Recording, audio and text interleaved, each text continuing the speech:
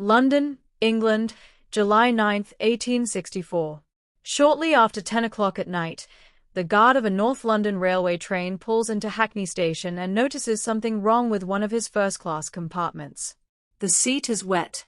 The floor is wet. There is blood on the window, blood on the door handle, a bloody handprint smeared across the glass. Whoever was in this compartment got out, or was put out, between stations. There is no body. There is no witness. There is no weapon. There is one hat left on the seat where the blood was thickest, and everyone who knew Thomas Briggs agrees immediately. That hat does not belong to him. Let me be specific about what "the seat is wet" actually meant when that guard opened the compartment door. A first-class carriage in 1864 was upholstered, padded, relatively comfortable by the standards of the era, the kind of carriage a city banker would pay a premium to travel in precisely because it kept him separate from the crowds and discomfort of the lower classes. The upholstery would have absorbed what had happened in that compartment. The handprint on the glass was the kind of detail that only appears when someone has been trying, or has already stopped trying, to hold themselves upright. The guard who opened that door was not looking at a minor incident. He was looking at a scene that told a very clear story about the violence it had contained, to anyone willing to read it. Two bank clerks traveling in the adjacent section of the same train saw the state of the compartment almost simultaneously and immediately called for the guard. Whatever had occurred in there, it had occurred with enough force and enough blood that there was no ambiguity whatsoever about the nature of what they were looking at. 20 minutes later, the driver of a train traveling in the opposite direction on the same line spots something between the tracks. He slows.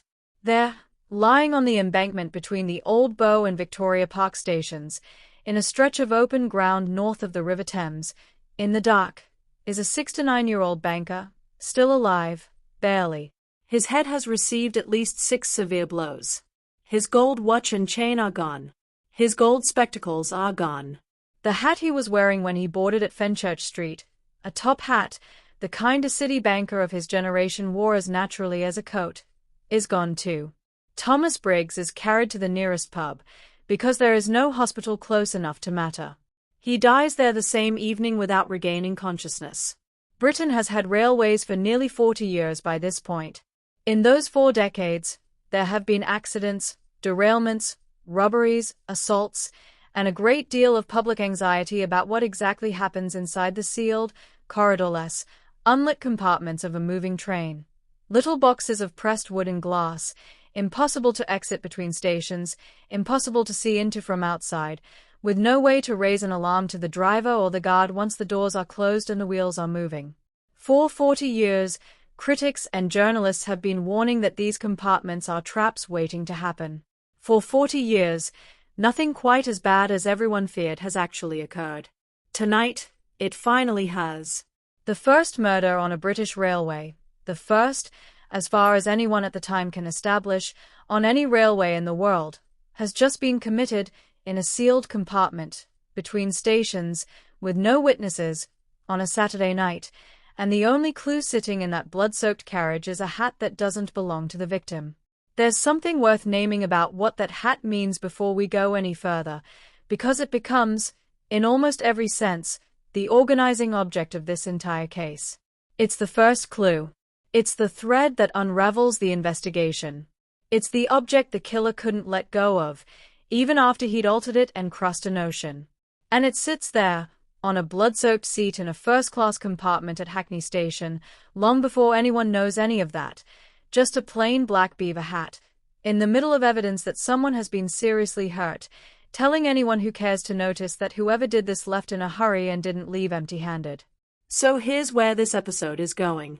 We're going to follow this case from that hat to a jeweler with the most improbably Gothic name in Victorian London, from a photograph to a transatlantic steamship chase, from a courtroom at the Old Bailey to a scaffold outside Newgate Prison with 50,000 people watching. We're going to ask what this case actually shows about crime, about the press, about a city in the grip of a new kind of public fear, and about a 24-year-old tailor from Germany who made, by the documented record, one catastrophic mistake after another, and still nearly got away. This is Enter the Crime, global true crime told like a documentary. If this kind of storytelling is what you're looking for, subscribe before we go any further. But to understand what that blood-soaked compartment meant to Victorian London, we need to understand the city it happened in, and the man who was in that carriage. Let's place this properly. London in 1864 is the largest city on Earth, a vast, sprawling, contradictory place of somewhere between 3 and 3.5 million people, growing so fast that entire new suburbs are appearing almost yearly, connected to the center by a railway network that has transformed, within living memory, what it means to live and work in a city. A man who lives in Hackney, a residential borough in the northeast of London, and works in the city. The square mile of financial institutions at London's historic centre can travel that distance by train in roughly 20 minutes, for the price of a first-class ticket. 20 years earlier, that same journey would have meant a horse-drawn vehicle, an hour, and considerably more physical discomfort. The railways have made modern London possible. In other words, they've also made it anxious. Because here's the thing about a railway carriage in 1864 that's genuinely difficult to appreciate from a 21st century perspective. Once you're in one, you're sealed in. There are no corridors connecting compartments. Each one is a self-contained box, with a door on either side that locks from the outside when the train is moving. You cannot move to another compartment. You cannot reach the guard. You cannot signal the driver. If something goes wrong in your compartment between stations, you have no options except to attract the attention of people on the platform when the train stops, and if the person causing the problem doesn't want you to do that, you have no recourse at all. The railways are aware of this anxiety. Critics have been writing about it for decades. The companies have done, broadly, nothing. This isn't idle anxiety. Victorian newspapers regularly covered robberies, assaults, and harassment of women in railway compartments. The sealed carriage was a genuinely documented site of crime, particularly after dark, particularly on routes connecting city centers to outer suburbs where trains ran less frequently and fewer passengers meant fewer witnesses. The companies understood this, and their response was to reduce rather than solve the problem by running better lit, better staffed services. The calculus was simple and brutal. Adding safety features cost money. The traveling public had no other realistic option. So the traveling public continued to take the risk, and the companies continued to run the same isolated, unlit, corridor-free carriages they had always run. By July 1864, that calculation was about to be proved catastrophically wrong.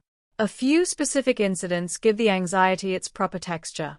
In 1860, a French banker named Poinsot was found dead in a railway compartment between Paris and Troyes, a case that received considerable coverage in the English press and renewed the compartment safety argument on both sides of the channel. In 1862, a woman named Mary Ann Moody was assaulted in a first-class compartment on the Southeastern Railway, and her attacker escaped between stations in exactly the way critics had always warned was possible. These weren't isolated panics, they were a pattern, documented in the newspapers, debated in Parliament, and consistently met by railway companies with reassurances about the rarity of such incidents rather than structural changes to the carriages themselves. By 1864, the public's anxiety about railway compartments had been accumulating for the better part of 2 decades. The Briggs murder didn't create that anxiety. It confirmed everything the critics had been saying in the most vivid possible terms, and made it impossible to dismiss any further. Thomas Briggs lived and worked inside this system as unremarkably as anyone could. He was 69 years old, the chief clerk at Robarts, Curtis and Company, a well-established private bank in the City of London, the kind of firm that handled the accounts of wealthy clients and required its senior staff to look and behave the part. He lived at No. 5 Clapton Square, Hackney, with his wife and daughter, both named Mary. He had 2 adult sons, Thomas and Netterville.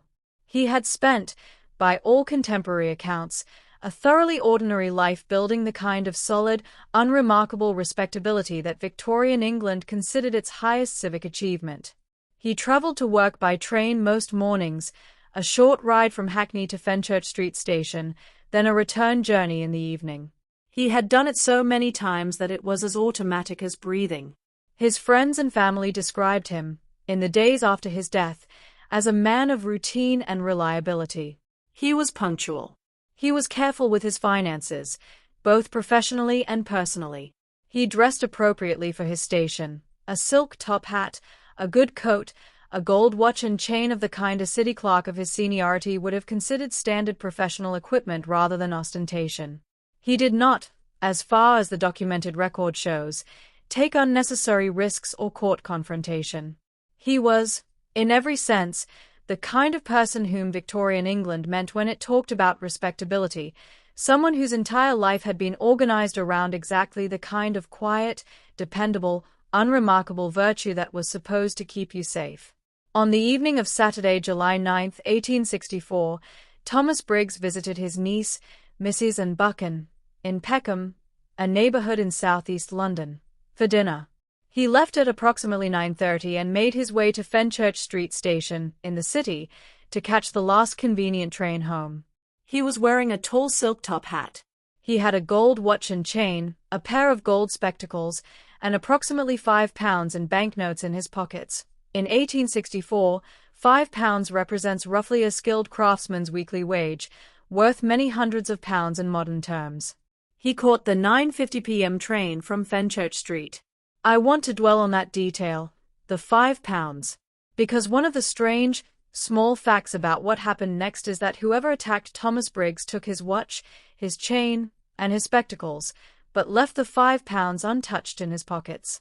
Either the attacker panicked and didn't search thoroughly, or the attacker specifically wanted the watch and chain rather than cash, perhaps because a watch with a distinctive gold chain could be exchanged for other goods, or because cash is traceable if you've been seen with a victim, in a way a watch initially isn't.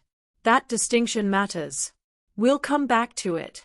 Now let's talk about Franz Müller, because understanding who he was, and who the press and public decided he was, is essential to understanding why this case became what it became. Franz Müller was born on October 31, 1840, in Saxe-Weimar-Eisenach, a small duchy in what is now central Germany. He was 23 years old in the summer of 1864. He had come to England 2 years earlier, part of a large and well-established German immigrant community in London, a community significant enough that it had its own church, its own mutual aid societies, and, as it would turn out, its own legal support organizations. He worked as a tailor, lodging in Bow, a working-class area of East London, about 3 miles east of the city, and had, by the accounts of those who knew him, a pleasant enough manner, a fondness for smart clothing, and ambitions to emigrate to America and build a better life there. That fondness for smart clothing is worth noting as more than a biographical detail. The gold watch and chain Thomas Briggs was wearing on July 9 represented, in Victorian London, a very specific kind of social signaling, the kind of visible prosperity that marked a man as belonging to the respectable professional class. For a young tailor from Germany, living in a working-class lodging in Bow, a gold watch and chain was not just a valuable object. It was the kind of object that separated the life he had from the life he wanted. Whether that observation explains anything about what happened in that railway compartment is something the trial never fully established. Motive in Victorian murder trials was argued from inference, not from the defendant's own mouth. But it's a detail worth holding. That last detail, the ambition to go to America, is worth noting carefully, because it shapes how we read everything that follows. Müller had been planning to emigrate before the murder. He had been saving money for a ticket on a cheap, slow-sailing ship, the kind that working-class emigrants used because they couldn't afford the faster, more expensive steamships. He had told people around him about this plan. His landlady knew, friends knew, a cabman named Jonathan Matthews knew.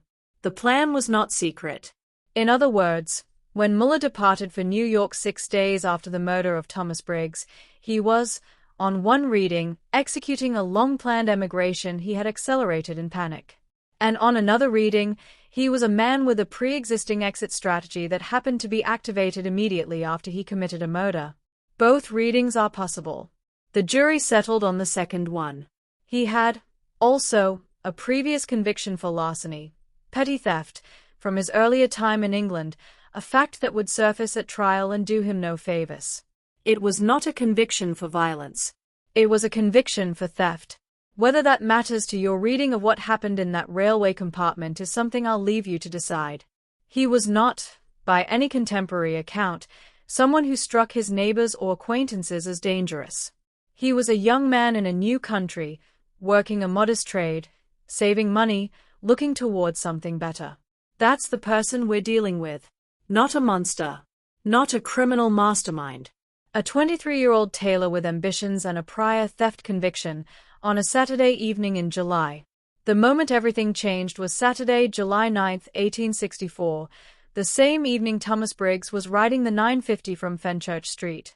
Here is what the physical evidence, the witness testimony at trial, and the documented investigation tell us actually happened. I'm going to be specific about what's established fact and what's inference, because this case's legacy depends on that distinction. What's documented beyond reasonable dispute? Thomas Briggs boarded the 9:50 p.m. North London Railway train at Fenchurch Street on the evening of Saturday, July 9, 1864, and travelled in a first-class compartment. Sometime between Fenchurch Street and the Hackney Wick stop, a journey of roughly 15 to 20 minutes, he was attacked in that compartment with what the examining surgeons later described as a blunt instrument, receiving at least 6 severe blows to the head. He was then thrown from the moving train. His gold watch and chain and his gold spectacles were taken. His silk top hat was taken. The attacker's own hat, a black beaver hat, a cheaper and less distinctive style than Briggs's top hat, was left behind in the compartment, apparently by accident, or in the confusion of the attack. A first-class Victorian railway compartment is a small space. It seats perhaps 6 or 8 passengers facing each other in 2 rows, with windows on each side and a door in the center of each wall. On a Saturday evening at 9:50 p.m., on this particular service, the compartment Thomas Briggs chose was apparently empty except for him. No other passenger later came forward to say they had been with him, and the prosecution presented no witness who was in the compartment during the attack. What happened inside it was, in the most literal sense, completely invisible to the outside world. No platform staff could see in, no other passengers could hear through the carriage walls over the noise of a moving train, and the train did not stop between Fenchurch Street and Hackney. Whatever occurred in those 15 to 20 minutes, it occurred in total isolation. The surgeons who examined Thomas Briggs after he was retrieved from the embankment noted the severity and multiplicity of the blows, at least 6, to the head, consistent with repeated strikes from a blunt object rather than a single decisive impact. This tells us something about the nature of what happened in that compartment, not in a sensational way, but in a practically significant one. This was not a single panicked blow followed by immediate flight. It was a sustained attack, in an enclosed space, lasting long enough to leave extensive evidence throughout the compartment. The attacker then had to open the carriage door, push or throw a 6 to 9-year-old man from a moving train, close the door again, and ride on to the next station, all without being observed by any other passenger. In a less crowded compartment, on a Saturday evening service, on a stretch between stations long enough to allow it, that sequence was possible. It was not, by any reading of the physical evidence, a spontaneous moment of panic. It was a sequence of deliberate actions, each one requiring a decision. The blood in the compartment was extensive. When the guard at Hackney Station opened the doors at 10:10, 2 bank clerks traveling in the adjacent section immediately noticed the state of the carriage: blood on the seat cushion, blood smeared across the floor, a bloody handprint on the window glass, blood on the door handle. The guard was alerted. Police arrived within minutes. And sitting on the seat, in the middle of all this blood, was a black beaver hat that the Briggs family, notified immediately, in the way that only a small, tight-knit Victorian city neighborhood could manage in the days before telephones, confirmed was not Thomas's. Thomas wore a top hat. This hat was something else entirely.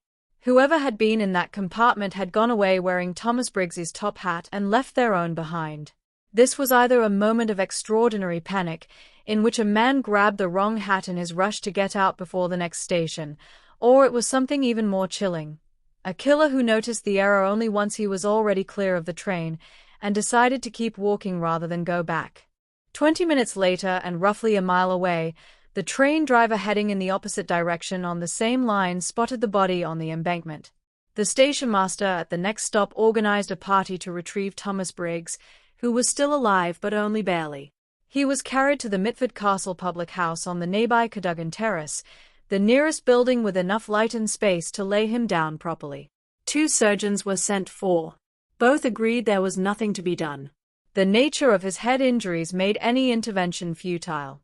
Thomas Briggs died that evening without ever regaining consciousness, without being able to describe what had happened to him, without leaving any account of who had been in that carriage or what had passed between them.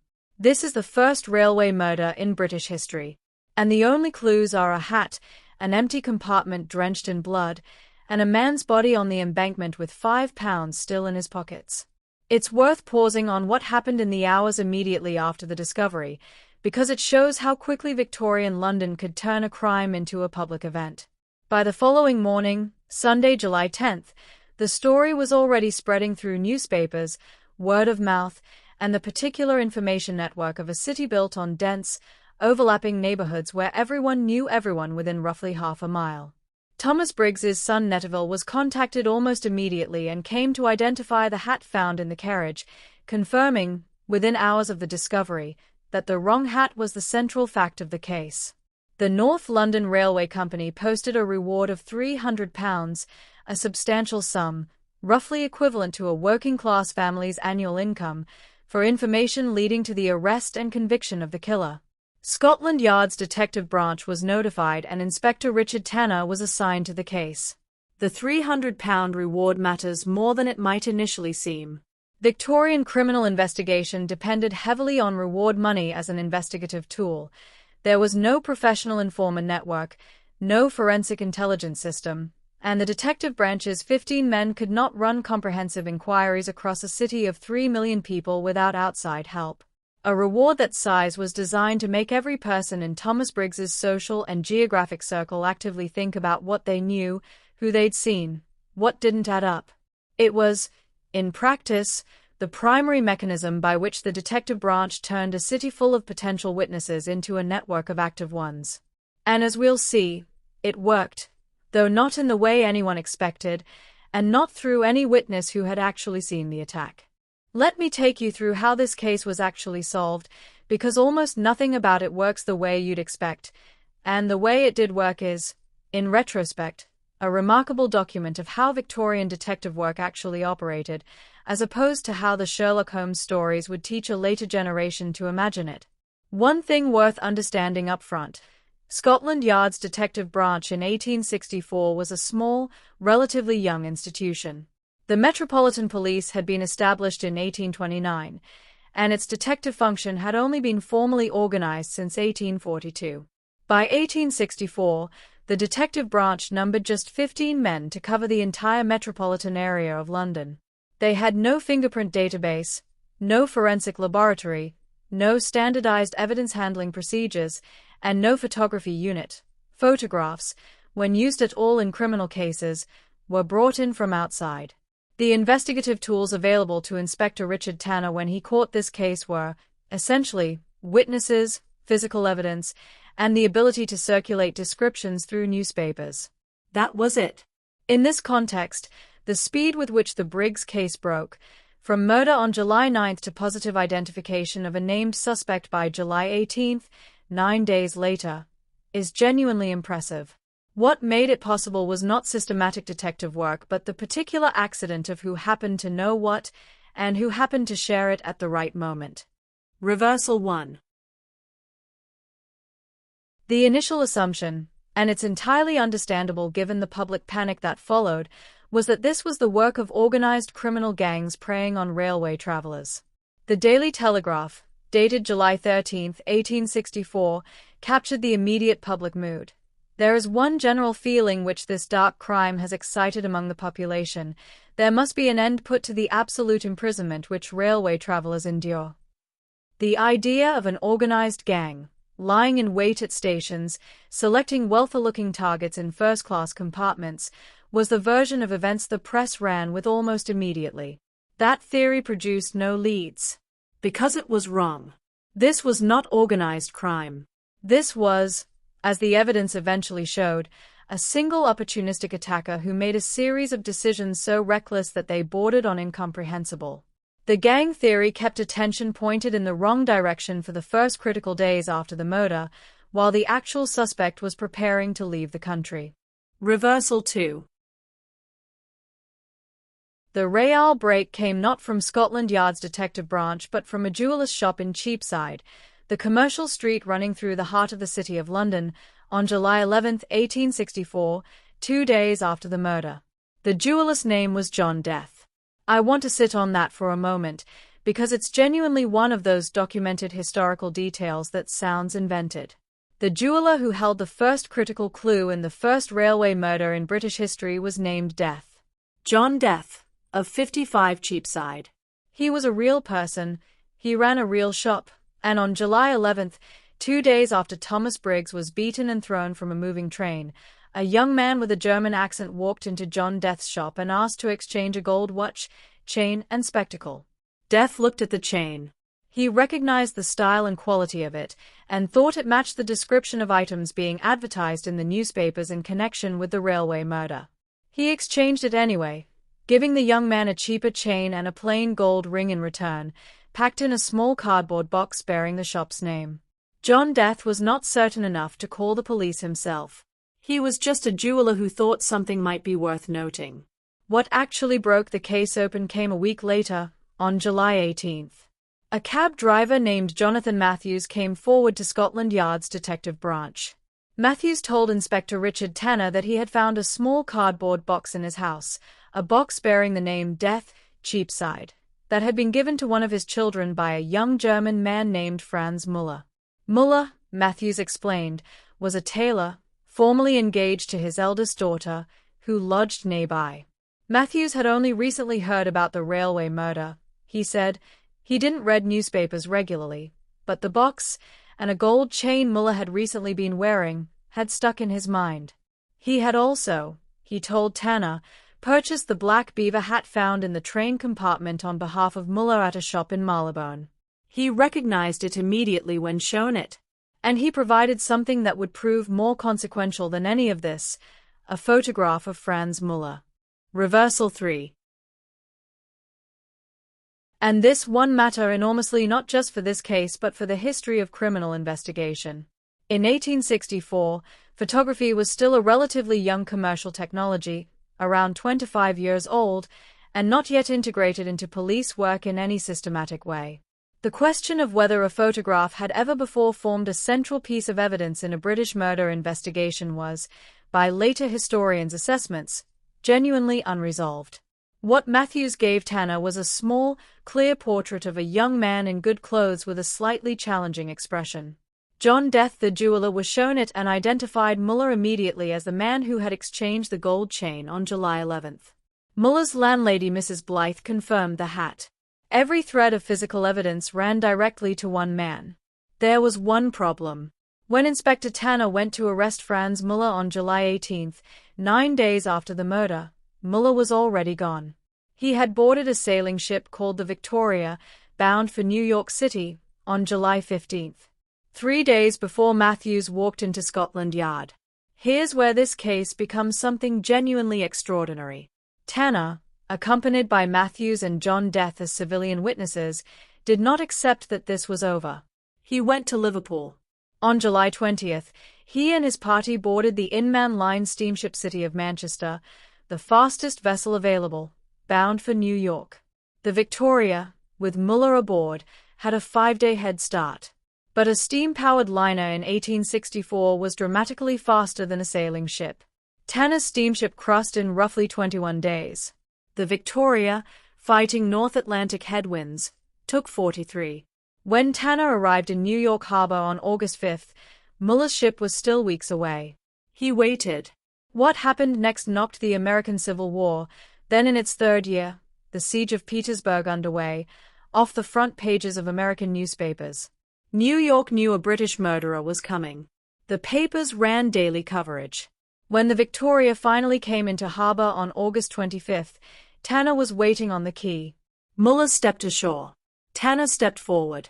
What is documented, and uncontested, is what the search of Müller's luggage produced: Thomas Briggs's gold watch, and a top hat. Müller hadn't just kept the hat. He had altered it, carefully cutting Briggs's tall silk crown down by roughly half its height, resewing the shortened crown to the brim, and then wearing the altered hat. He had taken the murdered man's hat, modified it to disguise it, and carried it across the Atlantic, where it sat in his trunk when a Scotland Yard inspector opened it on a New York dock. I genuinely don't know what to make of this detail, and I've read the case several times. It's not that Müller was stupid. The speed of his departure, the pre-existing emigration plan he activated immediately, all suggest a man trying to think clearly under pressure. But he kept the hat. He altered it and kept it. Whatever went through his mind during those 6 days between the murder and his departure, and the 6 weeks at sea, the hat stayed with him.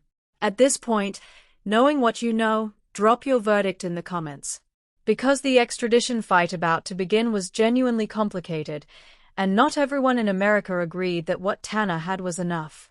The American lawyers fighting Müller's extradition argued the evidence was circumstantial and raised an unusual diplomatic point. Britain had, during the Civil War, declined to hand over crew members of the CSS Alabama, a Confederate warship rescued by a British vessel. If Britain could decline extradition on political grounds, why should America be bound differently? The American judge rejected the argument. The extradition order was signed by President Abraham Lincoln, a detail that is perfectly Victorian in its improbability. Tanner's party left New York on September 3 with Müller in custody. They arrived back in England on September 16 to a large and reportedly unruly crowd at Euston Station. Müller was taken to Bow Street Police Station and formally charged with the murder of Thomas Briggs.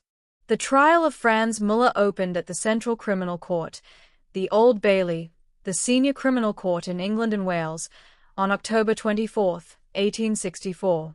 He pleaded not guilty.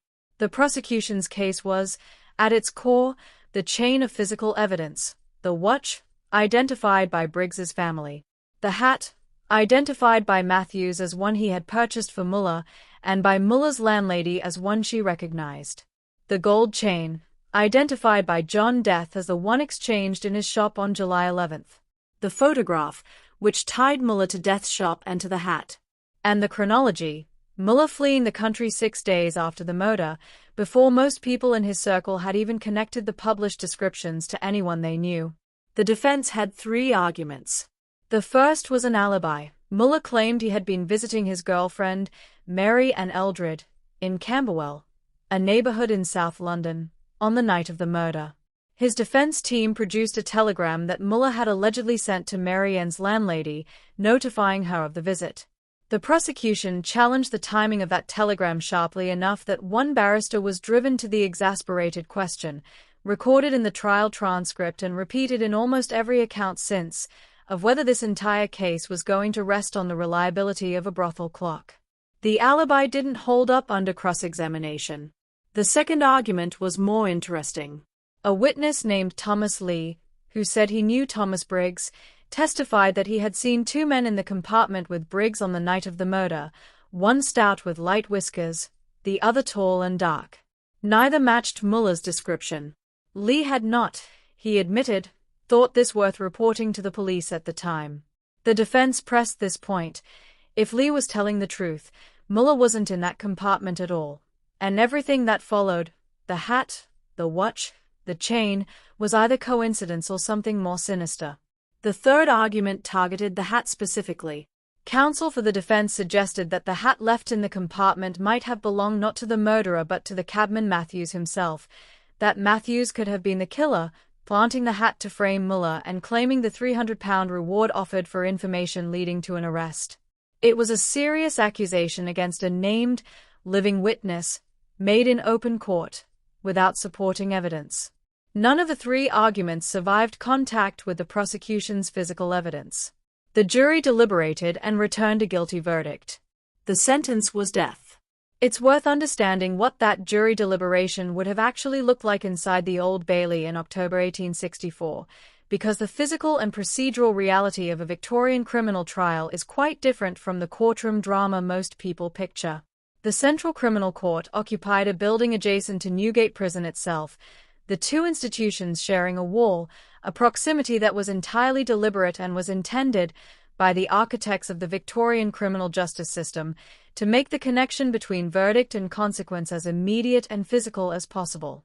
The jury would have been 12 men, No women sat on juries in England in 1864, drawn from the property-owning classes, since jury service at this period required a minimum level of property. Working-class men, the class Müller actually belonged to, didn't sit on Victorian juries. They appeared in them as defendants. The judge presiding was Baron Martin, a senior judge of the Court of Exchequer, a court of common law that in this period also handled serious criminal matters. His summing up to the jury, by contemporary accounts, was careful and methodical rather than emotive. He walked through the physical evidence item by item, noted the weaknesses in the defense's alibi argument, and left the jury to draw their own conclusions about Thomas Lee's late and uncorroborated testimony about two men in the compartment. The jury took approximately 10 minutes to reach their verdict. By the standards of the era, for a case with this volume of physical evidence, that wasn't quick, it was immediate. Here's the framing I want to sit with before we get to what happened on November 14th, because it matters for how you understand the full picture of this case. Franz Müller was a 24-year-old tailor from a German duchy with a previous theft conviction, who had been in England for 2 years. He was tried without, under the law of 1864, any right to testify in his own defense. British law at the time prohibited a defendant from giving evidence on his own behalf. That right was only established in English law in 1898, 34 years later. Müller's voice, in that courtroom, was heard only through his lawyers. Every question of character, motive, state of mind, every human thing about this man that a jury might have weighed, had to be inferred from documents and witnesses, not from the defendant himself. That procedural detail is worth understanding clearly, because it changes the texture of the trial significantly. When a defendant can testify, the jury gets to watch them under pressure, how they respond to cross-examination, whether their account of events is coherent and consistent, whether their emotional register fits the situation. All of that was unavailable here. What the jury had instead was a chain of physical evidence: the watch, the hat, the chain, the photograph, and a prosecution narrative built around those objects. The defense denied the option of putting their own client on the stand, had to work entirely with counter-witnesses and argument. It's a significant structural disadvantage, and it's worth knowing it existed before drawing conclusions about how the trial played out. That's not a claim of innocence. Müller confessed, on the scaffold, to a German-speaking pastor in the last seconds of his life.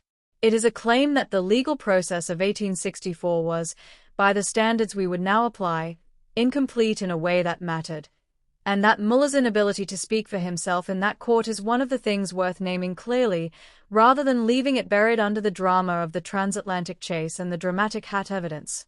There's a second context worth naming with equal directness. The press coverage of this case was saturated, from almost the first day, with anxious commentary about Germany, about German immigrants, about whether English streets and English trains were safe from foreign criminals. The Daily Telegraph, the leading popular newspaper of the era, ran columns that barely distinguished between Müller as an individual and Germany as a source of danger. The German Legal Protection Society's involvement in funding his defense and the extradition fight was treated by several papers as evidence of foreign interference in British justice, rather than as what it actually was, a community mutual aid organization providing legal support to an immigrant facing the death penalty in a foreign country.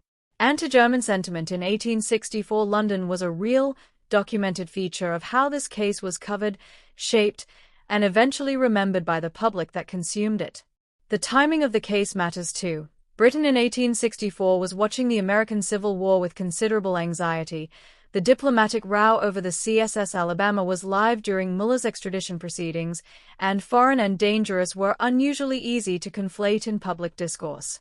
That cultural context shaped how jurors, witnesses, and newspaper readers experienced everything about this trial, whether or not any of them would have acknowledged it explicitly.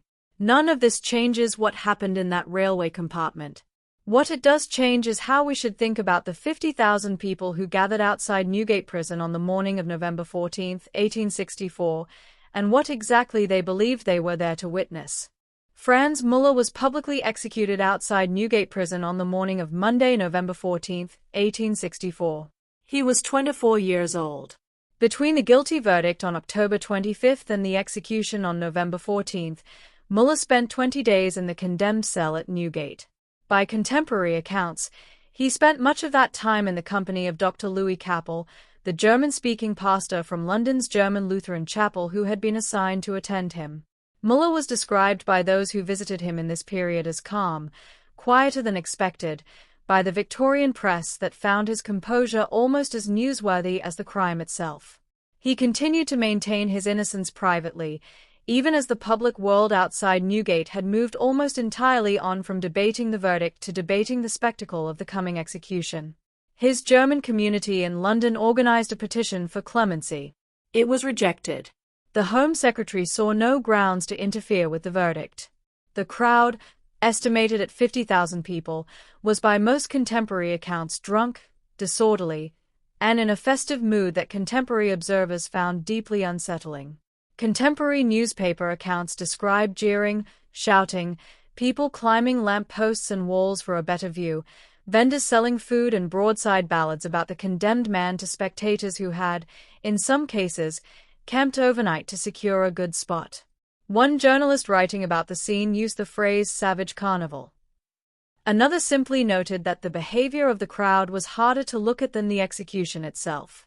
Public hangings in Victorian England were not unusual at this point. They had been a fixture of British justice for centuries, and Newgate Prison in central London was one of the primary sites. The gallows was brought out from inside the prison the night before, drawn by 2 horses, and set up in front of what was called the debtor's door. At 7:45 a.m., the bell of St. Sepulchre's Church nearby began to toll.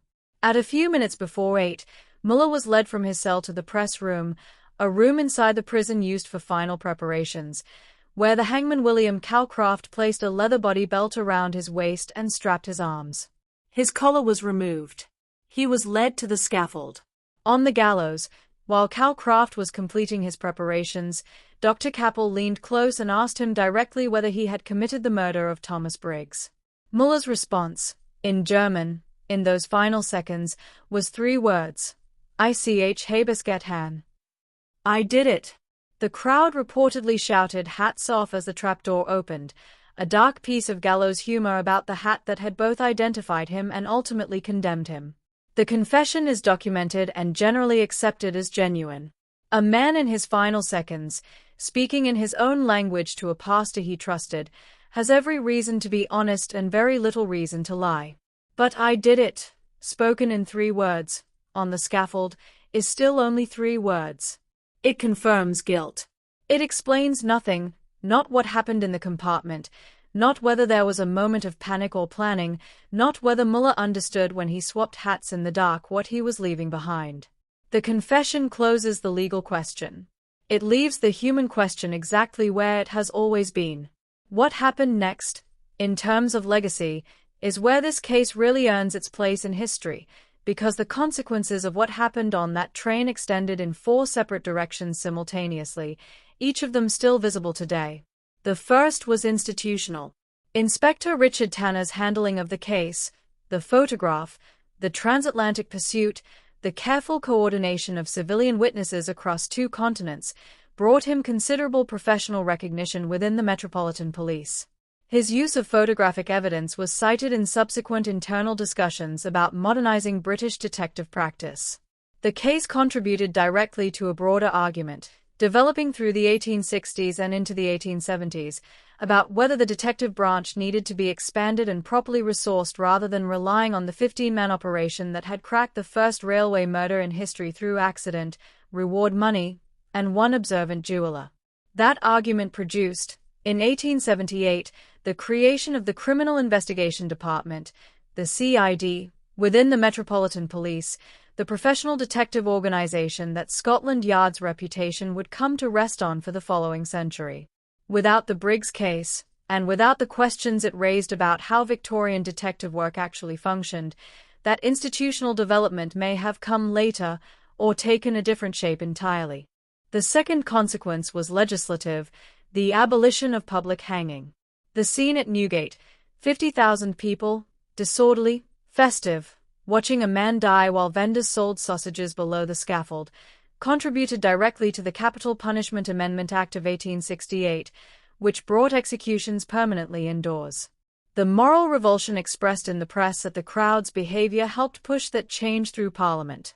The spectacle of public justice became one of the most powerful arguments against itself. The third consequence was physical.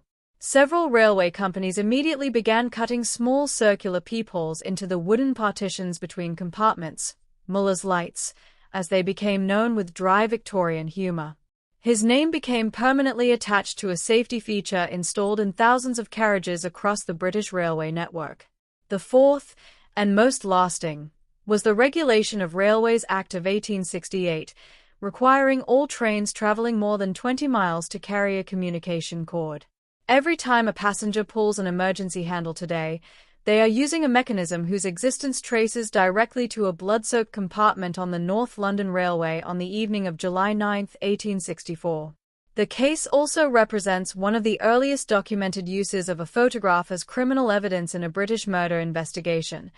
The moment when a man's face, captured on paper by a camera, first became as legally significant in a British courtroom as the physical objects found at a crime scene.